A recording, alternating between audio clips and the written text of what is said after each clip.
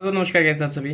कुल 3-4 major points हैं जो आज मैं इस वीडियो के लिए लाया हूँ, जिसका सेंट्रल पॉइंट यही रहेगा, लक्ष्य जेई बैच जो 2022 के बैचेस हैं वो आपके लिए वर्थ इट हैं या नहीं है। अब मैं अपने एक्सपीरियंस को ध्यान में रख के चीज़ें आपको बताऊंगा, चीज़ें आपको एडवाइस करूंगा, क्योंकि जो लोग नहीं जानते, मैं पिछले साल यानी जो 2021 का लक्ष्य जेई और लक्ष्य नीट का बैच था उसका स्टूडेंट रह चुका हूँ।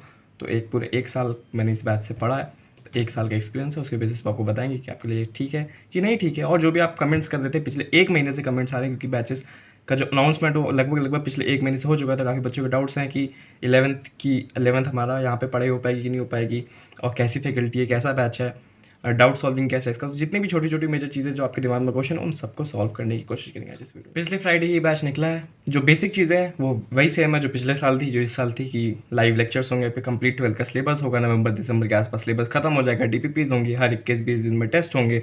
तो जो बेसिक चीज़ें हैं वो वही है, अच्छी फैकल्टी है। तो जो एक वो होती है ना कि जो मेरे मन में थी, जैसे जब मैं पिछली बार इस पॉइंट में था, मैंने जो पिछली बार वीडियो बनाई थी अपने शायद 2 हफ्ते 3 हफ्ते के एक्सपीरियंस की, कि इस लक्ष्य जेई वर्थ इट और नॉट, जिसमें बहुत ज़्यादा व्यूज़ आए थे, बहुत अच्छा रिस्पॉन्स आया था।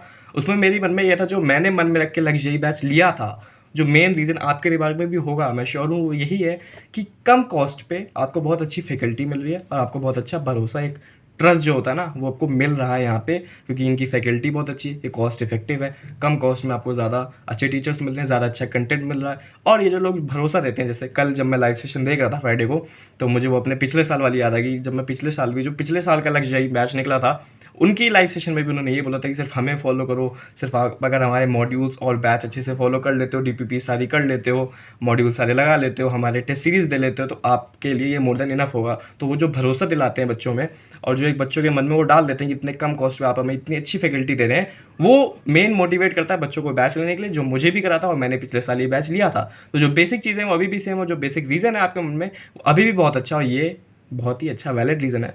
और मैं शुरुआत से ये पंच लाइन बोल देता हूँ कि ये बैच आपके लिए मोर देन इनफ है मेंस के लिए, अगर आप इस बैच को पूरी तरह फॉलो करें।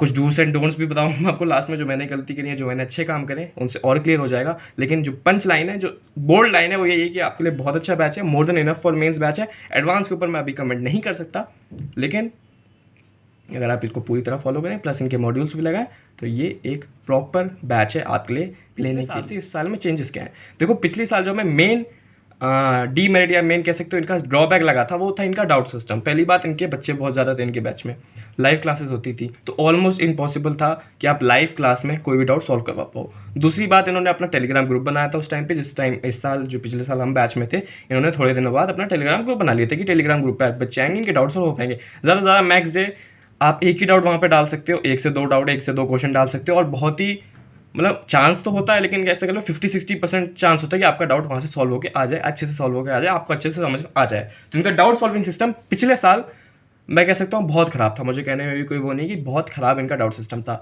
तो इस बार इन्होंने और भी 2-3 टॉपिक, डाउट सिस्टम तो सही कराई, और भी 2-3 चीज़ें, तो इन्होंने अपने पिछले साल वाले लक्ष्य बैच में जो भी कमियाँ थी उनसे सबक लिया। उनको जितना मैंने लाइव सेशन देखा था कल, और जितना मैंने सीखा, समझा, देखा, उससे ये लग रहा है कि जो उन्होंने पिछली बार गलती करी थी उनको इस बार सुधारने की कोशिश करी है। इन्होंने अपना 40 बच्चों के लिए एक मेंटरशिप प्रोग्राम है वो लाया। वो आपके जो चलो क्वेश्चन से रिलेटेड तो कम, लेकिन जो और भी थोड़े डाउट होते रहते हैं ना, वो सब सॉल्व करने में अच्छी चीज़ है। PW लाइब्रेरी ला लिए, तो जो भी आप मॉड्यूल्स में क्वेश्चन सॉल्व करते हो, वहाँ जो लोगों को मेन डाउट होता था वो आप PW लाइब्रेरी में जाके सॉल्व कर सकते हो। और जो मेजर बुक भी डाल रखी है, NCERT की बुक की सोल्यूशन डाल रखी है, और भी बुक से वो कह रहे थे और सोल्यूशन आएंगे, तो वो एक अच्छा स्टेप लिया। तो ये 2 स्टेप्स लिए हैं भैया आपके डाउट सिस्टम को सॉल्व करने के लिए। बाकी टेलीग्राम ग्रुप तो मेरे ख्याल से पिछले साल की जैसा रहेगा। लाइव सेशन में आप लोग मत उम्मीद रखना कि आपके डाउट्स वहाँ सॉल्व हो जाएंगे। दूसरी चीज़, बैकलॉग एक्सप्रेस जो ये नया लाए हैं, पहले भी लाए थे, लेकिन पहले बहुत लेट लाए थे, तो इस बार इन्होंने ये भी सीखा कि बैकलॉग एक्सप्रेस अब ये 3 महीने बाद ही चालू कर देंगे, तो ये भी अच्छी चीज़ है। तो कुछ जो पिछली बार ख़राब चीज़ें थी वो भी इस बार अच्छी हो रही हैं। तो ये और एक और बोनस है जो आपको आपके माइंड में डालता है कि हाँ भैया ये बैच आप ले सकते हो, ये आपके लिए वर्थ इट हो सकता है। आप कुछ और कमेंट्स पे आए थे कि मतलब थोड़ा बहुत गाइडेंस उनको चाहिए कि शुरू कैसे करें और क्या गलती जो आपने करी है वो ना करें। तो मैंने सिर्फ 2 मेजर गलती करी थी। एक थी कंसिस्टेंट रहने की। मैं पिछले शुरुआत के 3-4 महीने में बहुत कंसिस्टेंट था जब मैंने बैच लिया था। जो आप लोगों में भी जोश होगा मैं समझ सकता हूँ, वो मेरे अंदर भी था कि शुरुआत के 3-4 महीने बहुत अच्छा, जो शुरुआत के चैप्टर्स ना, स्टार्टिंग के चैप्टर्स 12th के, उन पर अभी भी मेरी बहुत अच्छी ग्रिप है। तो स्टार्टिंग में बहुत ज़्यादा कॉन्स्टेंट था, फिर कॉन्स्टेंट रहने की जो वो है ना, वो कम होती गई। खासकर उस टाइम पे जब वो टर्म 1 वाली चीज़ें शुरू हुई थी हमारे साल, पिछले साल अराउंड सितंबर अक्टूबर में, तो वो बहुत ज़्यादा मतलब बैच पे कंसिस्टेंसी बहुत कम हो गई। तो वो एक गलती मत करना, अगर बैच ले रहे हो तो इसको पूरा कंसिस्टेंटली फॉलो करना, तभी आपको फ़ायदा मिलेगा। दूसरी चीज़ इसी के थोड़ा रिलेटेड है कि टेस्ट सीरीज़।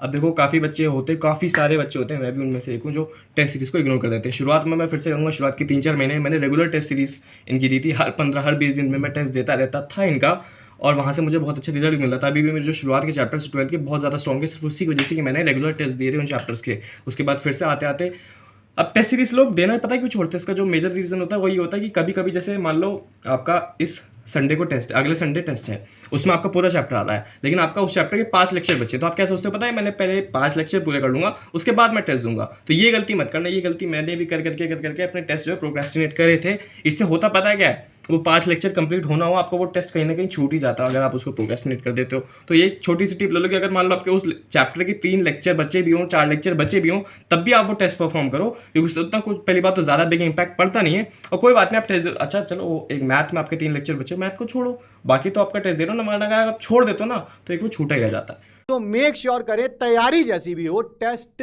कभी भी क्लास की तरह मिस नहीं होना चाहिए, नहीं होना चाहिए, नहीं होना चाहिए।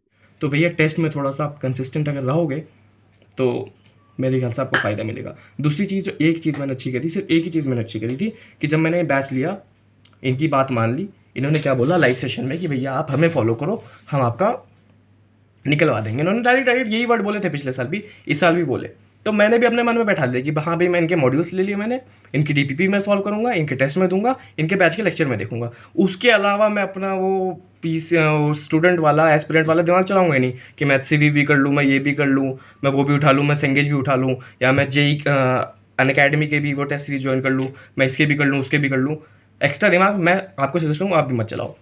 बिलीव में, अगर आप जो ये लोग भी बोलते हैं कि सिर्फ इनकी कोई भी बच्चा मेरे ख्याल से पिछले साल का भी 100% बैच फॉलो नहीं कर पाया होगा, मतलब सारी डीपीपी जिसने करी हो, सारे टेस्ट जिसने दिए हो, या सारे लेक्चर A to Z अच्छे से देखे हो, ऐसा कोई बच्चा होता नहीं है। तो अगर आप सिर्फ इतना ही कर लो ना कि इनके सारे लेक्चर, इनकी सारी डीपीपी, इतने टेस्ट अच्छे से कर लो, वही बहुत बड़ी बात होती है, और वही मोर देन इनफ होता है जेईई मेंस के लिए। तो ये जो एक चीज़ अच्छी करी थी मैंने कि ज़्यादा दूसरों की तरफ भागा नहीं मैं कि ये भी उठा लूँ, वो भी उठा लूँ, भर लूँ सारी किताबें, वो चीज़ आप भी मत करना। बैच लो इनका, बैच पे फोकस करो। अगर एक मॉड्यूल्स ले सकते हो तो इनके ले लो, प्लस पॉइंट होता है। जो मॉड्यूल्स के लोग पूछ रहे हैं कि लूँ कि ना लूँ, ले सकते हो, अच्छे मॉड्यूल्स होते हैं, अच्छे अमाउंट ऑफ क्वेश्चंस, अच्छे क्वालिटी के क्वेश्चंस होते हैं। तो इन्हीं पे रहना, ज़्यादा एक्स्ट्रा दिमाग मत लगाना, आपको ही फ़ायदा मिलेगा इससे। बाकी छोटे मोटे और क्वेश्चन तो जो मुझे कमेंट सेक्शन पे ज़्यादातर आ रहे थे स्टूडेंट्स के, वो थे 11th के बारे में कि 11th बहुत कमज़ोर है या बहुत ज़्यादा वीक है, तो क्या मुझे बैच लेना चाहिए। मैं 11th, जो ज़्यादा लोग यही बोलते हैं, 2 चीज़ें बोलते हैं लोग 11th के बारे में, या तो 12th के साथ 11th थोड़ी थोड़ी देर करते रहो, मतलब एक हफ्ते में 11th को थोड़ा टाइम दो, या रोज़ 11th को थोड़ा टाइम दो। एक लोग बोलते हैं कि बेटा सिर्फ 12th पे फोकस करो, बाद में 11th के टाइम मिलेगा। तो इस बैच में पता क्या है, फिर मैंने वही बात बोलूँगा कि सिर्फ इस बैच पे फोकस करो, यानी सिर्फ 12th क्लास पे फोकस करो। यहाँ ऐसा सिस्टम चलता है ना कि पहले, एक तो पहले बार ये नवंबर में सिलेबस करवा के आपका लास्ट के जितने भी दिन बचते हैं वहाँ 11th का रिविजन इस बैच में करवाते हैं। दूसरी बात, जहाँ 11th के कंसेप्ट की जरूरत पड़ती है वहाँ करवाते हैं, खासकर ऑर्गेनिक में। अगर ऑर्गेनिक हमने पिछले साल पंकज सर से पढ़ी, अगर वो इस साल पढ़ा रहे हैं, शायद मैंने देखा था लक्ष्य जेईई में ऑर्गेनिक पंकज सर ही पढ़ा रहे हैं, तो वो जहाँ 11th की कंसेप्ट की जरूरत पड़ेगी, जैसे ऑर्गेनिक में का सीधा नहीं कि हेलो एल्केन्स के कंसेप्ट शुरू कर देंगे जब बैच में पहला लेक्चर आएगा। आईयूपीएसी शायद ना पढ़ाएं, लेकिन जीओसी कंसेप्ट, रिएक्शन मैकेनिज्म, जहाँ जहाँ जरूरत पड़ती है 11th की, जहाँ जहाँ आपके कंसेप्ट लैक करते हैं, वो पहले वो क्लियर करवाते हैं। अब जैसे रिलेशन फंक्शन आप पढ़ोगे बैच में, तो ऐसा नहीं सीधे 12th के रिलेशन फंक्शन शुरू हो जाएंगे। पहले वो लोग आपको बेसिक रिलेशन फंक्शन 11th का पढ़ाते हैं, फिर 12th का पढ़ाते हैं। कहीं ना कहीं आपकी 11th की तैयारी भी थोड़ी बहुत जहाँ लैक करती है वो पूरी होती रहती है, बाद में भी 11th के लोग पढ़ाते हैं। तो 11th को अभी भूल जाओ, सिर्फ 12th पे, यानी सिर्फ इस बैच पर फोकस करो, कहीं ना कहीं आपकी तैयारी ओवरऑल होती रहेगी।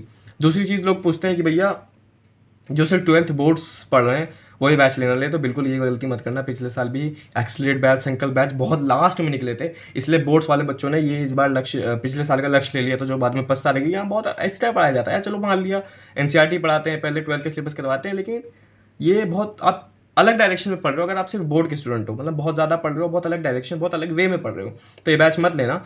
और बाकी किसी भी बोर्ड के, अगर हो सिर्फ सीबीएसई, आईएससी, स्टेट बोर्ड की हो, अगर आप जेईई नीट की तैयारी कर रहे हो तो ये बैच ले सकते हो। लेकिन अगर आप सिर्फ बोर्ड देना चाहते हो, खासकर सीबीएसई बोर्ड देना चाहते हो, तो इसका मत करो।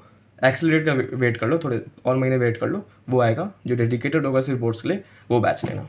जितने भी मेजर डाउट्स थे मैंने लगभग सारे सॉल्व करने की कोशिश की थी, लेकिन तब भी आपके मन में कुछ माइनर डाउट्स होंगे, आप नीचे कमेंट सेक्शन में पूछ सकते हैं, मैं जल्द से जल्द आपको जवाब देने की कोशिश करूँगा। एक और चीज़ लास्ट में पंच लाइन वही है कि भरोसा दिखाइए, बैच लीजिए, उसको डेडिकेटली फॉलो करिए, जितने भी डाउट होंगे भूल जाइए। जब आप फॉलो करेंगे उसे तो जब आपको कुछ वीक्स में रिजल्ट दिखने लगेंगे तो खुद ब खुद भरोसा और बढ़ जाएगा और जितने भी वो हैं कम होते जाएंगे। बाकी एक पूरी 1 साल की जर्नी होती है, बहुत सारे इंप्रूवमेंट्स होते रहते हैं, बैच में भी इंप्रूवमेंट होंगे, जो कमी होगी तो सारा आप चल सकते हैं उनके साथ साथ, एक जर्नी टाइप होती है। लक्ष्य नीट वाले हो चाहे लक्ष्य यही वाले हो, आपको बस बैच को डेडिकेटली फॉलो करना है। 11th को थोड़ा भूल जाना भी, 11th की ज़्यादा चिंता मत करना, चाहे बहुत ही ज़्यादा खराब हो तब भी चिंता करने की जरूरत नहीं है। एक तो आपकी थोड़ी बहुत 11th होती रहेगी पूरे साल भर, और लास्ट में भी बहुत एम्पल अमाउंट ऑफ टाइम मिलता है 11th के लिए। और अर्जुना वाले जो मेरे भाई हैं जो 11th में अभी, वो भी ले सकते हैं, उनको भी कुछ नहीं करना, बस 11th की शुरुआत अच्छे से करनी है, जो बैच से वो कर सकते हैं। तो मेन काम है पढ़ाई करना, बाकी सारी चीज़ें, इनकी फैकल्टी भी अच्छी है, इनका सब कुछ अच्छा है। तो बस यही आपको मुझे कहना था इस वीडियो में। जाते जाते एक और चीज़, टर्म 1 का रिजल्ट पक्का लोगों ने सोचा होगा कि इसका खराब है इसलिए बता नहीं था, लेकिन मुझे अभी तक एक्चुअली पता ही नहीं चला कि जो हमारा स्कूल है उसने आज पीटीएम रखी थी सैटरडे को, लेकिन आज मेरा सुबह एक बहुत इंपॉर्टेंट मॉक टेस्ट था जिसको मैं छोड़ नहीं सकता, इसलिए मैं पीटीएम में जा नहीं पाया रिजल्ट लेने। काफ़ी मेरे दोस्त भी नहीं गए थे तो उनसे भी व्हाट्सएप पे मांगा है, शायद वो दे दें आज कल में, तो मैं आपको कल परसों में अपना रिजल्ट आराम से बता दूंगा। अभी नहीं आया मेरे पास इसलिए मैंने नहीं बताया, बट अगर आ गया होता तो मैं सबसे पहले बंदा होता जो वीडियो बनाता अपने रिजल्ट के रिएक्शन की। खैर अटेम्प्ट्स भी आने वाले हैं, आप सभी को पता है। सीवेट का फॉर्म भी शायद आज 2 अप्रैल है, शायद आज आना था, वो भी आ रहा है, तो उसका भी थोड़ा मतलब चीज़ें अब ज़्यादा होने लगी हैं, इवेंट्स हो रहे हैं। तो भाई आप लोग भी अपनी पढ़ाई करते रहिए, मिलते रहे आपसे नेक्स्ट वीडियो में, वीडियोस आती रहेंगी चैनल पे, मेरी तरफ से रहेगा ये कहना था आपसे इस वीडियो में। मिलते हैं नेक्स्ट वीडियो में, see you with me, till then bye.